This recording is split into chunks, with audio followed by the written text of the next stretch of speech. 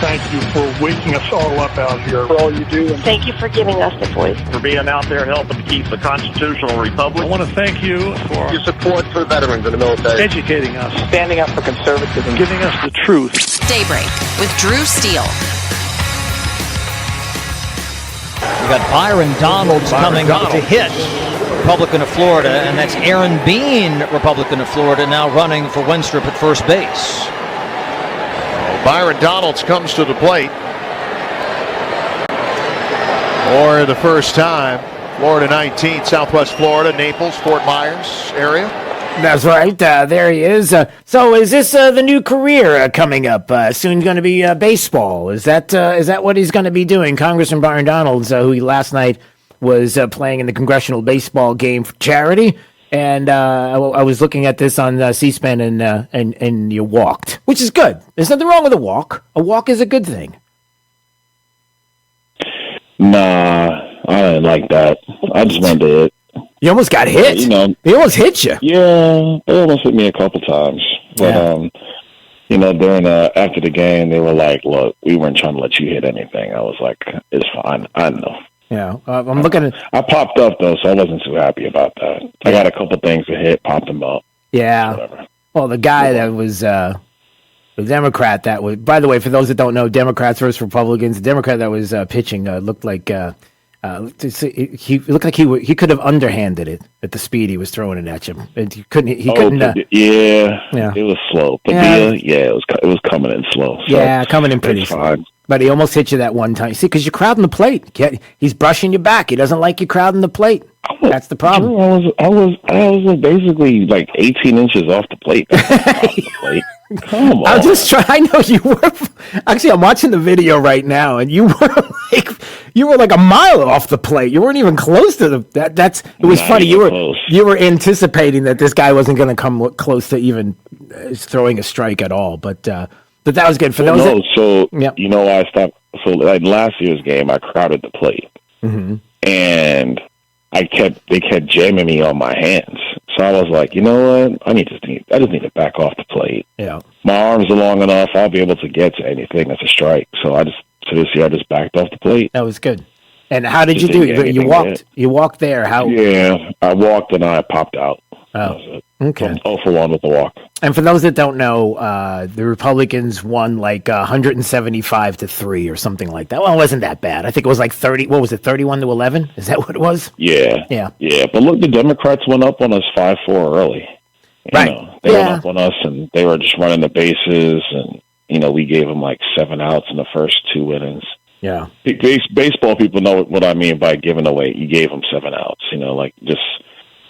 Anyway, so they went up 5-4, and then we were like, okay, that's enough. Yeah, you got a little distracted. Almost like Swalwell had like Fang Fang running out in front of the audience or something. Did I say that out? No, they just ignore it. I don't even know what I'm talking about. Anyway. Well, no, so let me, there are things that happened at this game. Yes, there were. The first thing was, which was really disgusting. This is a charity game, Republicans and Democrats. I think we raised like $2 million last night for a local charity.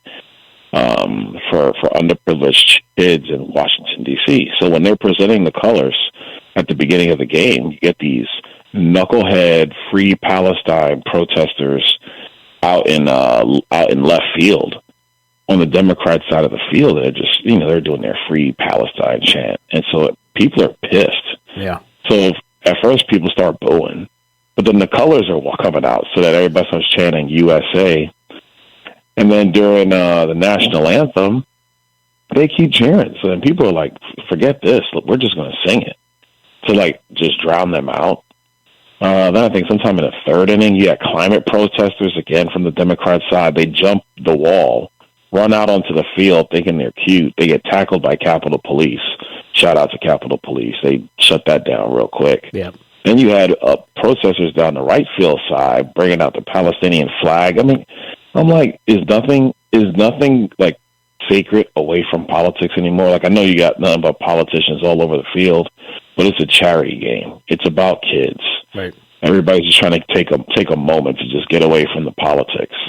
It was really disgusting. Yeah, I saw that. I saw them getting taken out, and even the climate defiance and they took video of them jumping onto the field, which are the 20-somethings.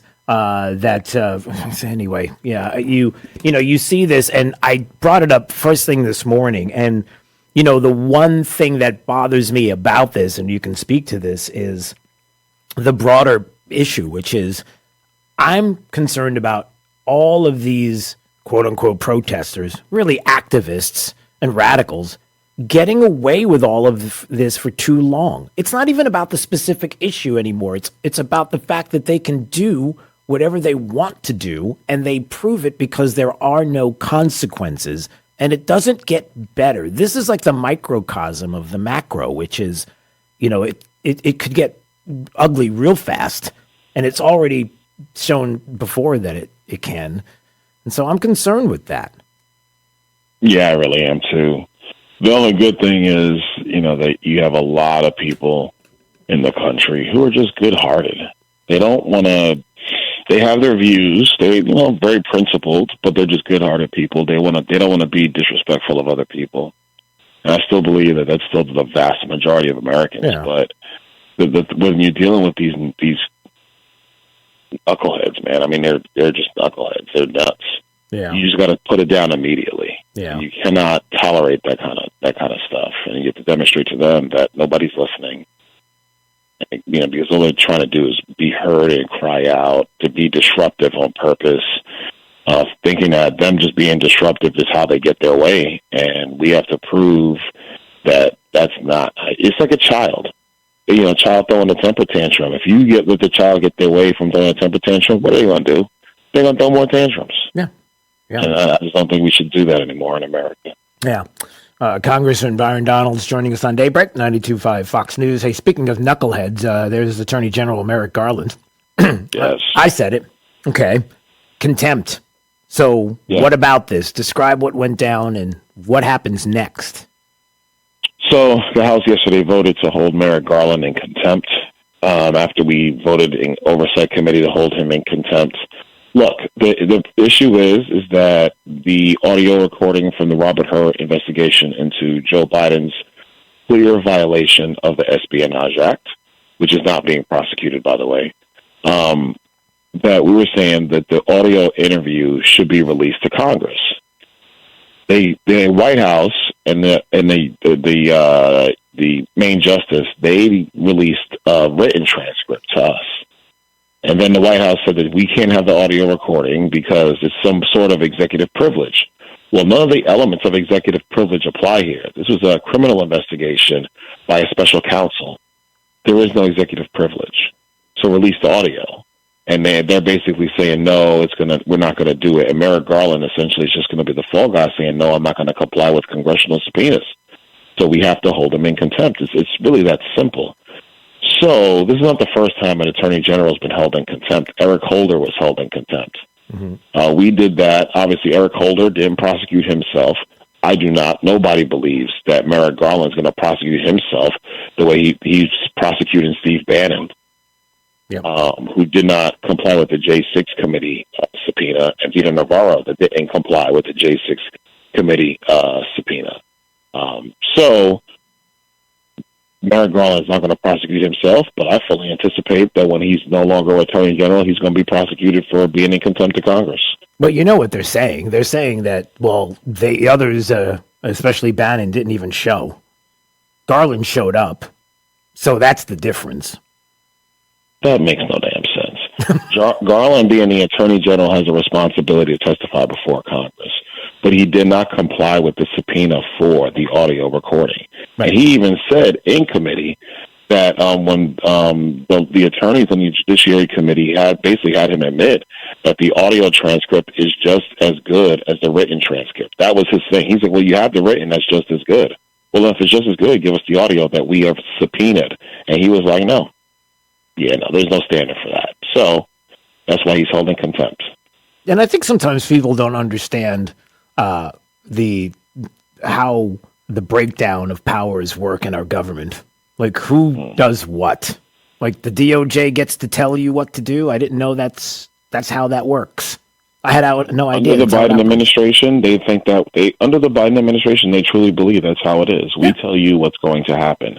Well, we call that in civics class 101, we call that dictatorships. Yep. The executive doesn't tell the legislative what they're going to do and not do. It's actually the reverse.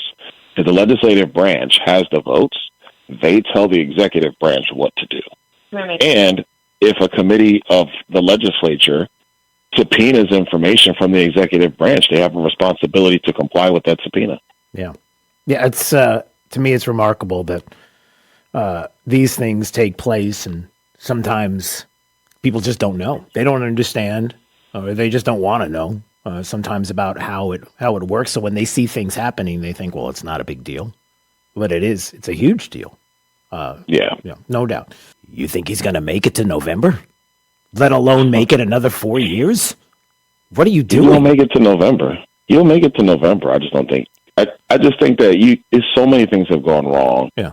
We've talked about them for, years now, Drew. But the other thing is that his ability to do the job is a serious problem. Like at the Juneteenth thing they did, the concert, that was awful. He looked awful. He was frozen. And if you know this, you just send him out there, give the 4-minute speech, get him off the stage, and send him back to the residents. You don't have him out there in the middle of a concert. You know the man cannot move. It's stuff like that where I think, the White House and his team, they messed him up. You should be able to send him out there for 4 minutes, get him out of there, have the focus be on Kamala, and then let Kamala give the long speech and then walk off. Yeah. I know I just gave them something to help them, but, they're always listening to my words these days, Drew. I don't know if you know that. Yeah, they listen to what I say a lot. So yeah, they listen to it and you mean twist and turn and try to contort themselves into the. I always find it funny. Like I'm just giving a hypothetical scenario. I always find it funny how somebody could say something, and then the left can say, "They said this, this, and this. Outrageous! How dare they? Bells and whistles, hair on fire." And then you're like, listen to the tape, and they're like, I still have my hair on fire. It's still awful. It's like, how do you do that? It's remarkable how the left does that. It's on tape, or it's video, it's audio, you can see it and hear it for yourself, but it's almost as if we've created a society where they understand you can do it to people now because left is right is wrong, white is black. I mean, you can go back and forth. Men or women. You've confused the public so much that they can run with that, and it works. Yeah, and they do it mostly because people just look at headlines. Unfortunately, a lot of people do not read. Actually what happened, or sit down and take a time to look at what's going on. And so historically they believe they can get away with that. But the problem with social media and how pervasive that's become in our country is if you push back strong, it stops them. And so my team was like, how do you want to handle this? And I said, usually, Drew, I let some of this stuff go. It's stupid politics. Why engage? Why make it an issue? Not this one. I was like, oh, no, we're pushing back. We're going to push back hard. Yeah. And so, I was supposed to actually not even do press for a couple days, and all that changed. And I was like, no, we're doing everything. Everything is going to happen. We're going to fully engage. And then, I'm glad my team actually had the video because, it's supposed to just be a low-key event. And so the fact that they had the video was great because then we immediately put that out, and it forced them to have to play my words. Right. And so, I started, you hear from people on the side, random people, not political people, and they would be like, I know what you were saying. Why are they doing this? And I would say, this is politics in a presidential cycle. This is the gaslighting that you see. This is the race baiting that you see. They're always looking for a reason to scare people and to use their emotions from eras of our country, which were devastatingly terrible for Black people. But they always want to conjure that up and bring that up, making you think that's happening today, or somebody wants to go back to that. It's insanity. I had a couple of Democrat members this week. They came up to me on the side very quietly. They were like, you know what? We know what you were saying. It's really messed up that this happened. Yeah. Yeah. I'm like, yeah, I know. And you just move on. But you got to stand your ground. Yeah. And you got to push back on these people, make them look ridiculous. Yep. Yes, you do. All right, Congressman Byron Donalds is joining us on Daybreak 92.5 Fox News. Crowd the plate next time. You need to step in a little more. You are way too far away from the plate. I'm looking at the video again. I need to get hit by a pitch? Come on, man. You're not going to get hit. Well, this guy almost hit you. There it is. He almost hit you in the head. Yeah, it almost hit me last year. Yeah, I know. I'm just trying not to get jammed. Take it. Just turn your back. Take it. Stare him down. I'm Walk not away. taking that baseball. We got to go. See you, brother. See you later. All right, there he goes. All right, top 5 audio clips of the day. 5 at 8:35 up next.